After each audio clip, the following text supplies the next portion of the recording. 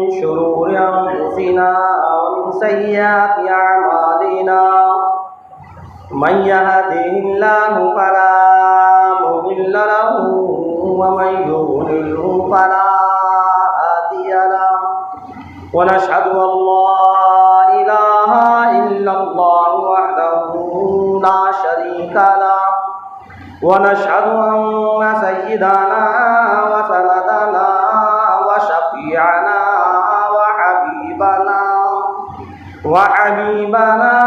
ونبينا ومرشدنا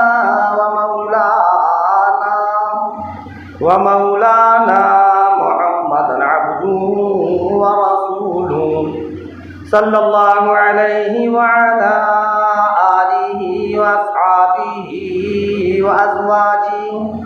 وأزواجه وذرياته وبارك وسلم تسليما كثيرا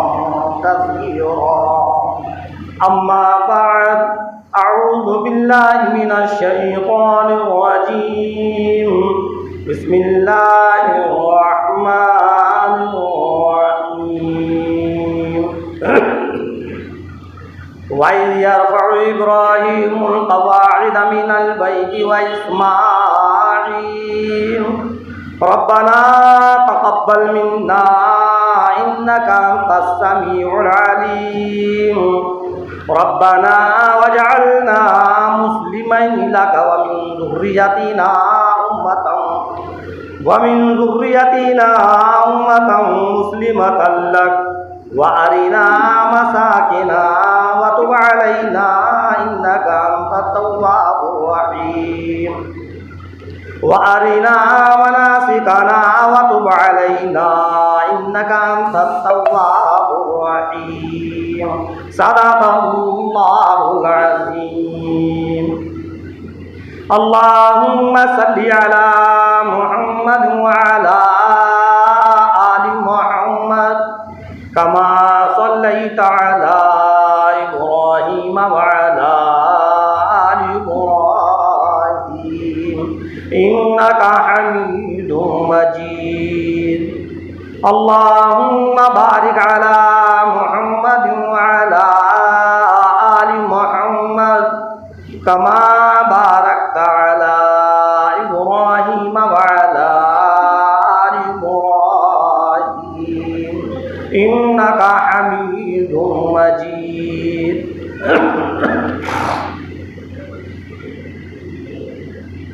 मोहतरम हज़रात, सामईन इकराम, अज़ीज़ साथी,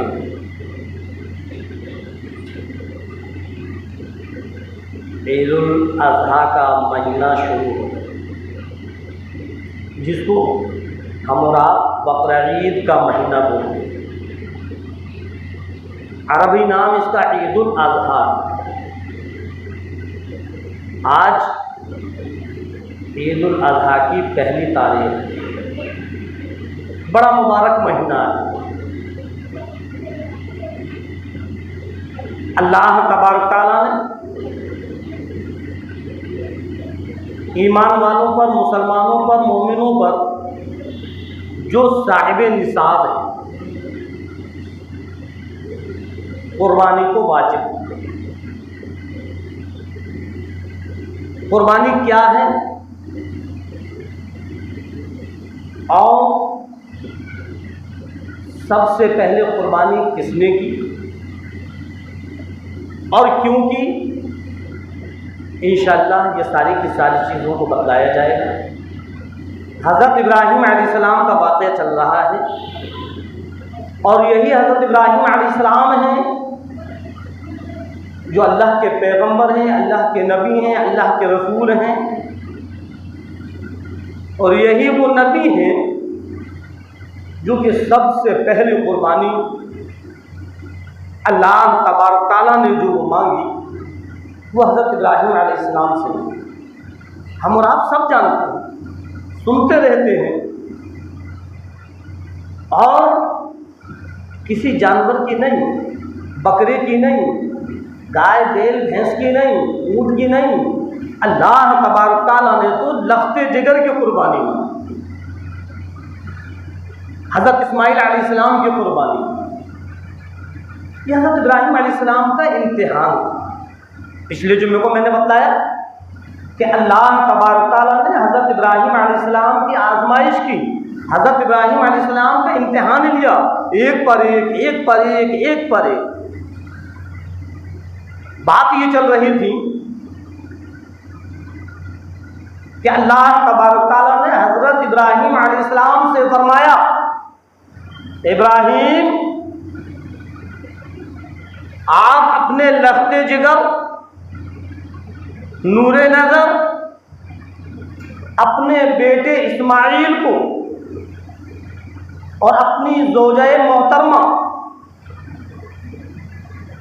हज़रत हाजरा अलैहिस्सलाम को, दोनों के दोनों को आप अपने से अलग करो, बयाबान जंगल के अंदर छोड़कर आ जाओ। कितना सख्त इम्तिहान है, कैसी आजमाइश है। एक वो औलाद जो बुढ़ापे के आलम में बड़ी दुआओं के बाद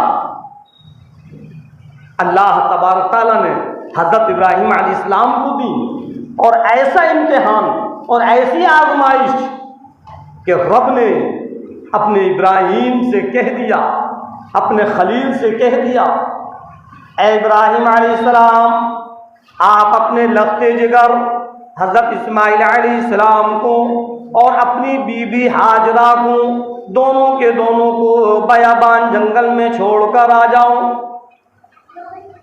अल्लाह के नबी हैं, अल्लाह का हुक्म है सराख होकर,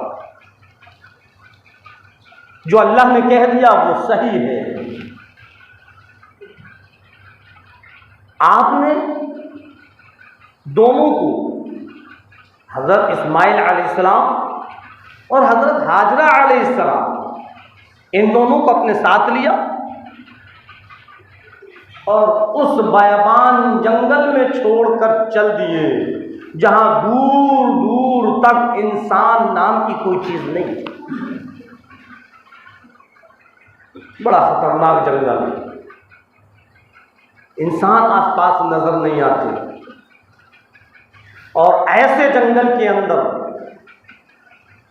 अपने बेटे को और अपनी बीवी को छोड़कर चल दिए अल्लाह के हुक्म को पूरा करने के लिए, अल्लाह को राजी करने के लिए। जब वो चलने लगे तो हज़रत हाजरा अलैहिस्सलाम ने पीछे से दामन पकड़ लिया, और हज़रत हाजरा अलैहिस्सलाम कहने लगी, ए इब्राहीम क्या बात है, क्या वजह है, मेरी कौन सी गलती है, मैंने तुम्हारी कौन सी नाफरमानी की, मैंने तुमको किसी तरीके से क्या कोई परेशान किया, ऐसी कौन सी बात है जो मैंने तुम्हारी ना मानी हो, मैंने तुम्हारे कौन से हुक्म को ठुकराया, मैंने तुम्हारी कौन सी नाफरमानी की, तुम इतनी बड़ी सजा मुझको दे रहे हो, इस बयाबान जंगल में छोड़कर कहाँ जाते हो।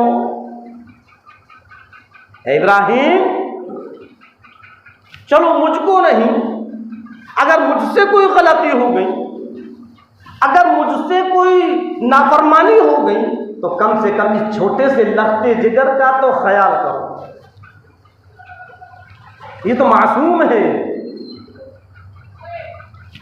इसको इस चीज की सजा क्यों मिल रही है, इस जंगल में इसको क्यों छोड़कर जा रहे हो। इब्राहिम कुछ तो बताओ, खामोश क्यों। हज़रत हाजरा अलैहिस्सलाम कह रही हैं, इब्राहिम कुछ तो बोलो, खामोश क्यों हो, क्या वजह है। अब हज़रत इब्राहिम अलैहिस्सलाम कैसे बतलाएं, मोहब्बत तो आपको भी बहुत थी अपनी बीवी और अपने बच्चे से। हर बाप को अपने बच्चे की मोहब्बत होती है, और हर शोहर को अपनी बीवी से मोहब्बत होती है। वो अलग चीज़ है कि किसी बात को लेकर थोड़ी अनबन घर के अंदर हो जाए, लेकिन ऐसा नहीं है, कोई भी ऐसा शोहर नहीं है जिसको अपनी बीवी से मोहब्बत ना हो। जब वो एक अजनबी लड़की किसी के निकाह के अंदर आ जाती है और जब वो उसकी बीवी बन जाती है, जब उसकी ज़ौजे मोहतरमा बन जाती है, तो ऑटोमेटिक अल्लाह तबारक ताला उस शौहर के दिल में बीवी की मोहब्बत उतार देता है और उस बीवी के दिल में शौहर की मोहब्बत उतार देता है। और ऐसी मोहब्बत हो जाती है, ऐसी मोहब्बत हो जाती है कि दोनों अब अलग अलग रहना गवारा नहीं करते। अगर एक दिन दो दिन शौहर घर पर नहीं आए तो बीवी को फिक्र हो जाती है, इधर कौन करती है उधर कौन करती है, कभी भाइयों से पूछती है, कभी कहीं पूछती है क्या हुआ, उसकी आंखों की नींद खत्म हो जाती है। ये क्या है? अपने शौहर की मोहब्बत है, ये शौहर की मोहब्बत है। इसी तरीके से अगर बीवी अपने मायके चली जाए, दिन दो दिन चार दिन हो जाए तो वो बेचैन हो जाता है। अब जितना वक्त वो घर के अंदर लगाता था, अब इतना वक्त घर में नहीं लगाता, ज्यादा टाइम अपना बाहर करता है, यारी दोस्तियों में करता है, क्योंकि घर उसको काटने को दौड़ता है। जब घर के अंदर जाता है तो उसको एक सन्नाटा लगता है, उसको अपनी बीवी की याद आती है और फिर वो फोन उठा देता है कि बतलाओ कब आओगी। क्या है ये मोहब्बत ही तो है। ये मोहब्बत किसने दी? अल्लाह ने उस जोड़े के अंदर जब तक निकाह नहीं था, लड़का उस लड़की को नहीं जानता, लड़की उस लड़के को नहीं जानती, दोनों के अंदर कोई मोहब्बत नहीं, लेकिन ईजाब व कबूल होने के बाद अल्लाह ने दोनों के अंदर ऐसी मोहब्बत डाल दी, ऐसी मोहब्बत डाल दी कि दोनों अब अलग अलग रहना पसंद नहीं करते। अरे हकीकत है या नहीं? तो कौन सा ऐसा शौहर होगा जिसको अपनी बीवी से मोहब्बत ना हो? हज़रत इब्राहिम अलैहिस्सलाम और हज़रत हाजरा अलैहिस्सलाम से मोहब्बत ना हो?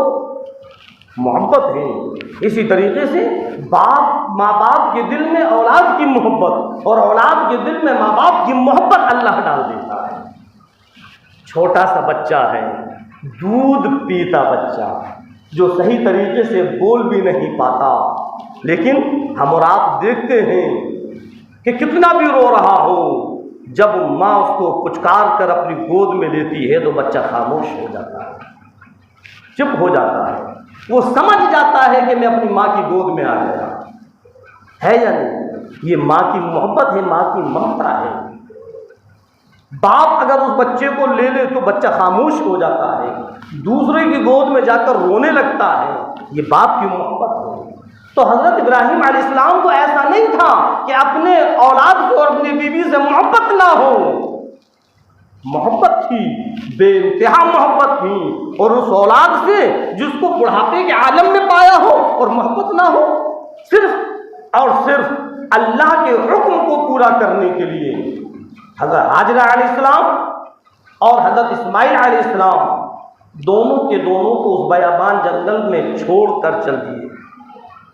हज़रत हाजरा अलैहिस्सलाम कहने लगी, ओ इब्राहिम बतलाओ तो सही, क्या वजह है, क्या खता हुई, कौन सी मुझसे लफ्ज़ हुई, कौन सी कोताही हुई, कौन सी नाफरमानी हुई? अरे ज़रा बतलाओ तो सही, मुझको किस बात की सज़ा देते हो? ऐसी जगह छोड़कर क्यों जाते हो जहाँ इंसान नाम की कोई चीज़ नहीं? हज़रत इब्राहिम अलैहिस्सलाम खामोश है, जवाब दे तो क्या दे? हज़रत हाजरा अलैहिस्सलाम समझ गई, आखिर वो भी नबी की बीवी थी, वो भी नबी की बीवी थी।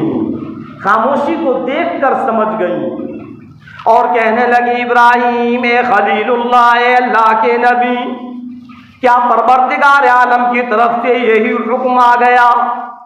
हज़रत इब्राहिम अलैहिस्सलाम ने गर्दन हिला दी। हाँ मेरी ज़ौजे मोहतरमा, परवरदिगार आलम की तरफ से हुक्म आ गया। हज़रत हाजरा अलैहिस्सलाम ने दामन को छोड़ दिया और कहने लगी, ए इब्राहिम जाओ, अब मुझको तुम्हारी ज़रूरत नहीं। वो परवरदिगार आलम जो अपने इब्राहिम को आग के अंदर इब्राहिम की हिफाजत कर सकता है, वो परवरदिगार आलम आज इस बयाबान जंगल में मेरी भी हिफाजत कर सकता है। जाओ इब्राहिम जाओ, अब अल्लाह मेरी हिफाजत कर रहा है।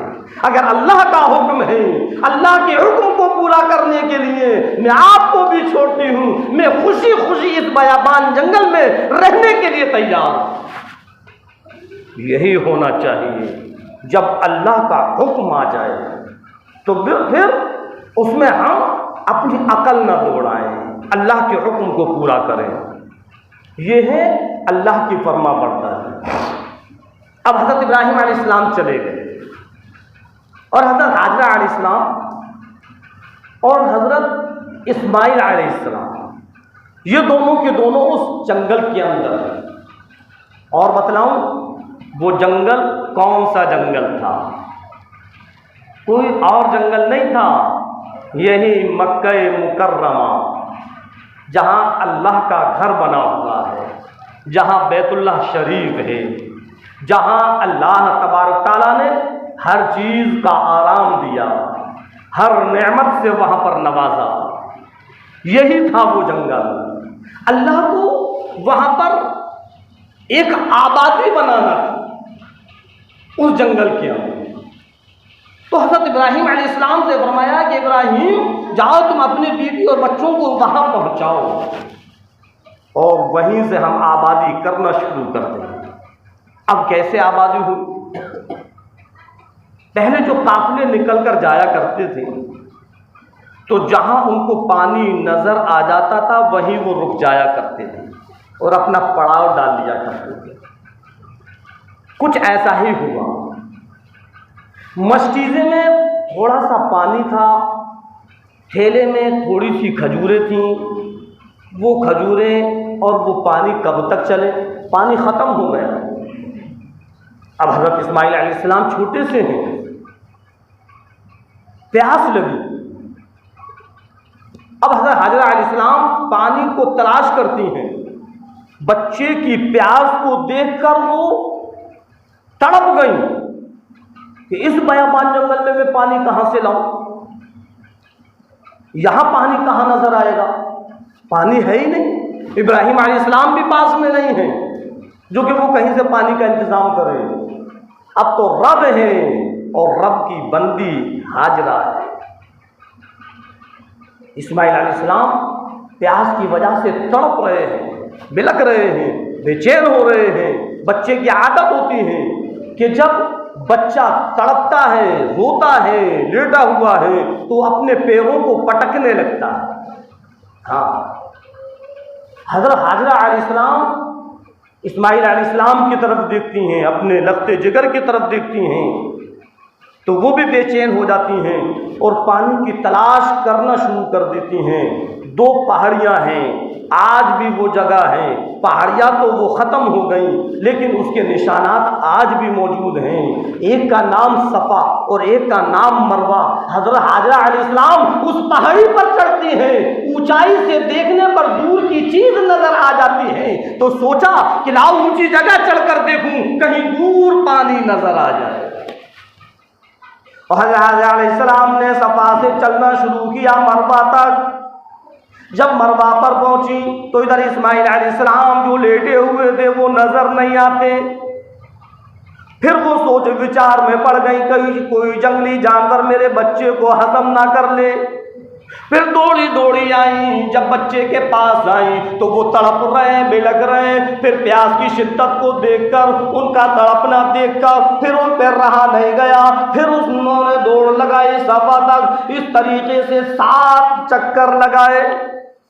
हज़रत हाजरा अलैहिस्सलाम ने कितने चक्कर लगाए? 7 चक्कर लगाए।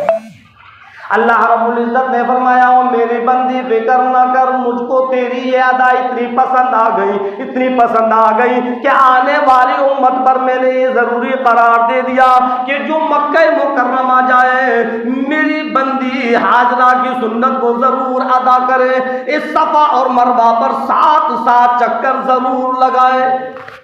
हाँ, जो हाजी लोग हज करने के लिए जाते हैं उनसे पूछा जाए कि जब तक वो सफ़ा मरवा पर चक्कर नहीं लगाएंगे उनको सुकून नहीं मिलता कि लाओ जल्दी से सफ़ा मरवा पर चक्कर लगाएं।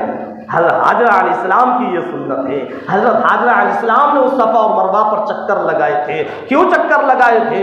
पानी की तलाश में। जब 7वां चक्कर था तो देखते क्या है कि हजरत इस्माइल अलैहिस्सलाम की जहां एड़ियां मुबारक थी वहां से पानी उबलने लगा। किसने पानी निकाला? अल्लाह तबारक ताला ने पानी निकाला। हजरत जिब्राइल अलैहिस्सलाम को हुक्म दिया, जिब्राइल अलैहिस्सलाम तशरीफ लाए। अल्लाह रब्बुल इज्जत ने फरमाया, ऐ जिब्राइल जाओ मेरे बंदे के लिए पानी का इंतजाम करो। जहां हजरत इस्माइल अलैहिस्सलाम की एड़ियां मुबारक थी, जब वो तड़प रहे थे, बिलक रहे थे, जब वो रो रहे थे तो अपनी एड़ियों को जमीन पर पटक रहे थे, जिब्राइल अलैहिस्सलाम ने वहीं अपना पर मारा। पर मारते ही पानी उबलना शुरू हो गया, पानी निकलने लगा। हजरत हाजरा अलैहिस्सलाम ने जब वो पहाड़ी पर से देखा और कहा, जम जम जम जम जम, पानी जम जा, लेकिन वो पानी जमने का नाम नहीं लेता। उनको खतरा हुआ कहीं मेरा बच्चा इस पानी में गर्क ना हो जाए। दौड़ी दौड़ी आई और उस पानी के चारों तरफ मेड़ लगा।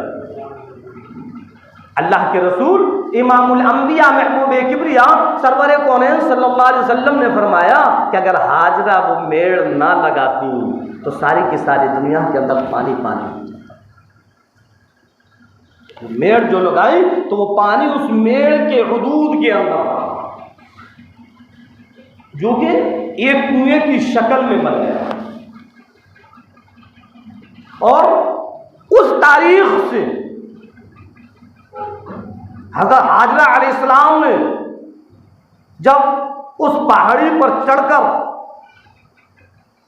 पानी की तलाश की, उस तारीख से लेकर आज तक उसी जगह से पानी निकल रहा है और क़यामत तक इसी तरीके से निकलता रहे। यह अल्लाह की कुदरत कामिला है। वरना जब हम कहीं ज़मीन में खुदाई करते हैं, कोई समर लगाए, भंवर लगाए, टुअल लगाए, साल 2 साल 10 साल 20 साल 40 साल 50 साल 100 साल, कभी तो वो बोर खराब हो जाता है और पानी रुक जाता है, स्रोत बंद हो जाते हैं, होता है या नहीं? फिर दूसरी जगह उसकी खुदाई होती है। लेकिन उस पानी को अल्लाह ने ऐसा निकाला, ऐसा निकाला, ऐसा निकाला कि क़यामत तक वो पानी बंद नहीं होगा। और उस पानी के अंदर अल्लाह तबारक तआला ने एक खूबी और रखी, जिस मकसद के लिए उस पानी को पिया जाएगा, जिस बीमारी के लिए उस पानी को पिया जाएगा, अल्लाह उसके पीते ही उसकी उस बीमारी को ख़त्म कर दे। कौन सा वो पानी है? हाँ मेरे भाइयों, मेरे अजीज़ों, मेरे दोस्तों, ये कोई और पानी नहीं, यही आबे ज़मज़म का पानी है। आबे ज़मज़म, अल्लाह ने इस आबे ज़मज़म के अंदर ऐसी सिफत रखी है, ऐसी सिफत रखी है कि पानी का गिलास हम हाथ में लें और क़िबले की तरफ मुंह कर कर खड़े हो जाए और फिर हम अपने दिल के अंदर नियत करें, इरादा करें, दुआ करें, हे अल्लाह मेरे इस मकसद को पूरा कर दे, मेरा ये बिगड़ा हुआ काम बना दे। ऐ परवरदिगार आलम, मेरे अंदर ये बीमारी है, मैं इस पानी को पी रहा हूँ, हे अल्लाह इस बीमारी को दूर कर दे। रब्बे जुल जलाल की कसम, यकीन हमारा हो वो बीमारी दूर हो जाएगी। अल्लाह के रसूल इमामुल अंबिया महबूब किबरिया सरवर कौनैन सल्लल्लाहु अलैहि वसल्लम का फरमान है कि जिस मकसद के लिए, जिस बीमारी के लिए उस पानी को पिया जाएगा, अल्लाह ने उस पानी के अंदर ऐसी शिफा रखी, ऐसी शिफा रखी कि उसकी वो बीमारी दूर हो जाएगी। समझ में आई? हम आबे ज़मज़म को ऐसा न समझें, हमारा बस यकीन हो, यकीन नहीं तो कुछ भी नहीं।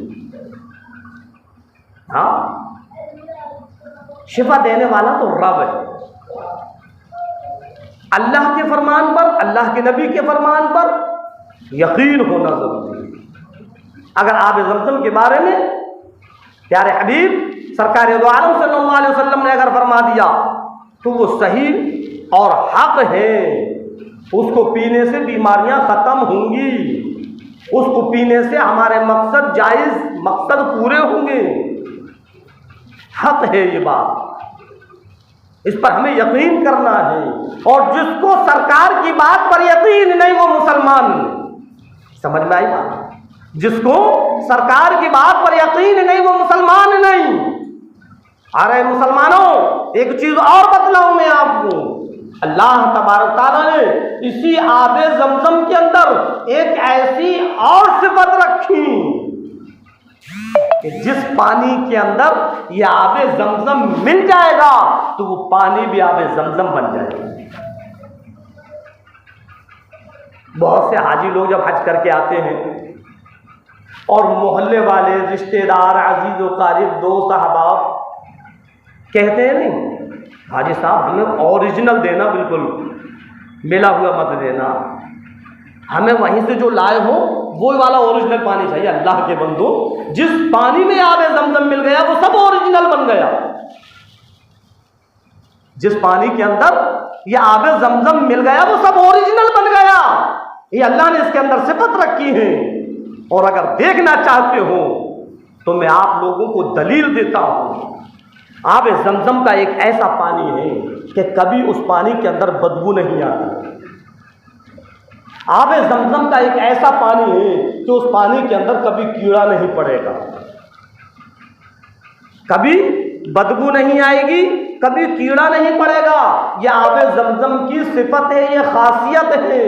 आप आबे जमजम के पानी को किसी बोतल में, किसी डिब्बे में, किसी भी चीज में सालों साल रख लेना और जब भी उसको खोलकर आप पिएंगे तो उसके टेस्ट में फर्क नहीं आएगा, उसके जायके में फर्क नहीं आएगा। और ये आम पानी है, चाहे तुम्हारा ये जो फिल्टर पानी है इसको भी अगर आप सालों के हिसाब से रख लो और साल 2 साल के बाद जब उसको खोलोगे तो उसमें भी स्मेल आ जाए, है या नहीं? उन हाजियों से पूछो जिनके यहाँ आबे जमजम सालों से रखा हुआ है, जरा उसको देखें कि मौलाना साहब कह रहे थे कि खराब नहीं होता, खोल कर देखें क्या उसमें बदबू आई या उसमें कीड़े पड़ा या उसके जायके में कोई फर्क आया? नहीं आया। ये अल्लाह ने उसके अंदर ये खासियत रखी है। यही तो आबे जमजम की खासियत है। अब एक वो पानी जो कि आबे जमजम है, जो वहां निकल रहा है, जिसको हम और आप कहते हैं ओरिजिनल देना, अब उसी पानी को हमने एक आम पानी के अंदर मिला दिया। अब उस आम पानी के अंदर जो हमने आबे जमजम मिलाया है उस पानी को भी बोतल के अंदर बंद कर कर रख दो और फिर उसको सालों के हिसाब से रखकर फिर खोल कर देखना, इंशाअल्लाह उसमें भी कीड़ा नहीं पड़ेगा, उसमें भी बदबू नहीं आएगी, उसमें भी कोई स्मेल नहीं आएगी, उसके भी जायके में कोई फर्क नहीं आएगा, क्योंकि वो आबे जमजम बन गया। अब वो आबे जमजम बन गया। तो जितने भी हाजी लोग हज कर कर आते हैं और जब हमको वो आबे जमजम पिलाते हैं तो हम अपने दिमागों के अंदर से ये बात बिल्कुल निकाल दें कि अरे उन्होंने तो मिला हुआ पानी पिलाया, आबे जमजम जो ओरिजिनल था वो तो हमें दिया ही नहीं। एक बूंद भी अगर उसमें आबे जमजम मिली हुई है, रब्बे जुल जलाल की कसम, वो सारा का सारा पानी आबे जमजम बन गया। और वही काम जो आबे जमजम करता है वही काम ये पानी भी करेगा, क्योंकि इसके अंदर आबे जमजम मिल चुका है। और आबे जमजम मिलने के बाद वो पूरा के पूरा आबे जमजम बन चुका है। तो ये बतला रहा था मैं, ये आबे जमजम की सिफत है, ये आबे जमजम की खासियत है। कितना भी शदीद बीमार, कितना भी शदीद, वो चीज़ अलग है कि अल्लाह की तरफ से अगर वक्त आ गया है तो फिर उसको कोई रोकने वाला नहीं है। लेकिन अगर वक्त नहीं आया है तो आबे जमजम की 2 बूंदें उसको पिला देना, इंशाअल्लाह वो सही हो जाएगा। लेकिन मैंने बतलाया सबसे पहले यकीन होना चाहिए, यकीन होना चाहिए। अगर यकीन नहीं है तो कुछ भी नहीं। हाँ, शिफा देने वाला रब है। जब हम आबे जमजम को पिए तो हमारा यकीन ये हो कि 100% ये बात सही है कि इसमें शिफा है और शिफा अल्लाह ने रखी है। हमें इस चीज़ का यकीन हो कि जब हम इसको पिएंगे तो हमारी बीमारी दूर हो। हमें इस चीज़ का यकीन हो कि जब हम इसको पिएंगे तो हमारे बिगड़े काम बन जाएंगे। और यकीन नहीं तो कुछ भी नहीं। तो ये तो आबे जमजम की बात रही। तो कौन सा पानी है? ये आब ज़मज़म का वही पानी है जहाँ हज़रत जिब्राइल अलैहिस्सलाम ने अपना पर मारा और इस्माइल अलैहिस्सलाम के एड़ियों मुबारक के पास से वो पानी निकला और हज़रत हाजरा अलैहिस्सलाम ने उस पानी के चारों तरफ मेड़ लगाए। हाँ, और आज पूरी की पूरी दुनिया के अंदर वो पानी चल रहा है। लोग मक्के मुकर्रमा जाते हैं, वहाँ से लेकर आते हैं, और जब कोई दुख बीमारी परेशानी होती है तो हम लोग कहते हैं वही आब ज़मज़म किसी के यहाँ हो तो वो मंगवाओ, कहते हैं यानी वो इनको आब ज़मज़म पिलाओ। क्यों? इसलिए कि हमको पता है कि आब ज़मज़म में अल्लाह ने शिफा रखी है।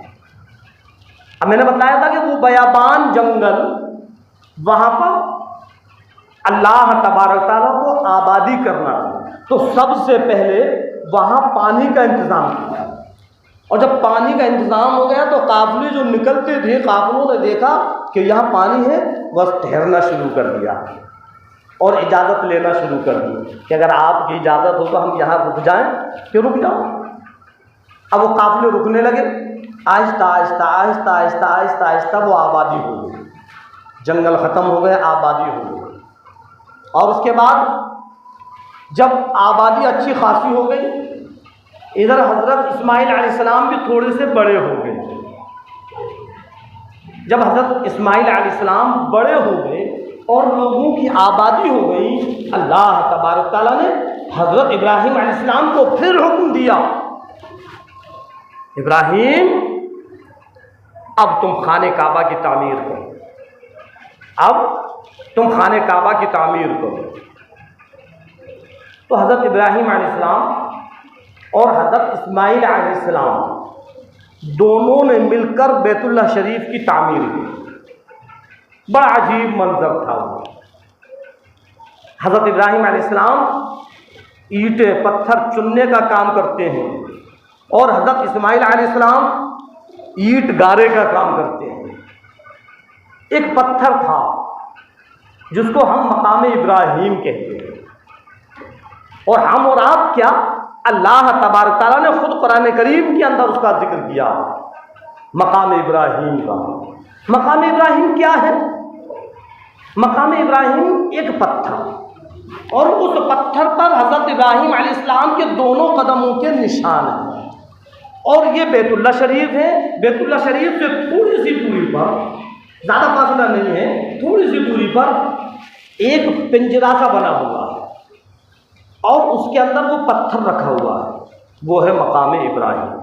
ये वही पत्थर है जिस पत्थर पर खड़े होकर हज़रत इब्राहीम अलैहिस्सलाम ने, हज़रत इस्माइल अलैहिस्सलाम ने खाने काबा की तामीर की। अल्लाह रब्बुल इज़्ज़त ने इस आयत के अंदर जो खुतबे के दौरान पढ़ी गई, वइज़ यरफ़उ इब्राहीमुल क़वाइद मिनल बैति व इस्माईल, कि जिस वक्त हज़रत इब्राहीम अलैहिस्सलाम और हज़रत इस्माइल अलैहिस्सलाम दोनों के दोनों उस खाने काबा की तामीर को उठा रहे हैं, उस खाने काबा की तामीर कर रहे हैं, उस बैतुल्लाह शरीफ की दीवारों को उठा रहे हैं, तो ज़बान से कह रहे हैं रब्बना तक़ब्बल मिन्ना इन्नका अंतस समीउल अलीम। ऐ परवरदिगार आलम, ए रब्बे कायनात, ए मालिक हकीकी, हमारे इस काम को कबूल फरमा। ए अल्लाह, तूने हुक्म दिया, हमने शुरू किया, ए अल्लाह उसको कबूल फरमा। दोनों के दोनों ने मिलकर उस खाने काबा की तामीर की। वही बैतुल्लाह शरीफ जो आज हम और आप देखते हैं, हज करने के लिए जाते हैं, जिस खाने काबा का तवाफ करते हैं, ये वही बैतुल्लाह शरीफ है जिसकी तामीर हज़रत इब्राहीम अलैहिस्सलाम ने की। अल्लाह रब्बुल इज़्ज़त हम और आपको कहने और सुनने ज़्यादा अमल करने की तौफीक अता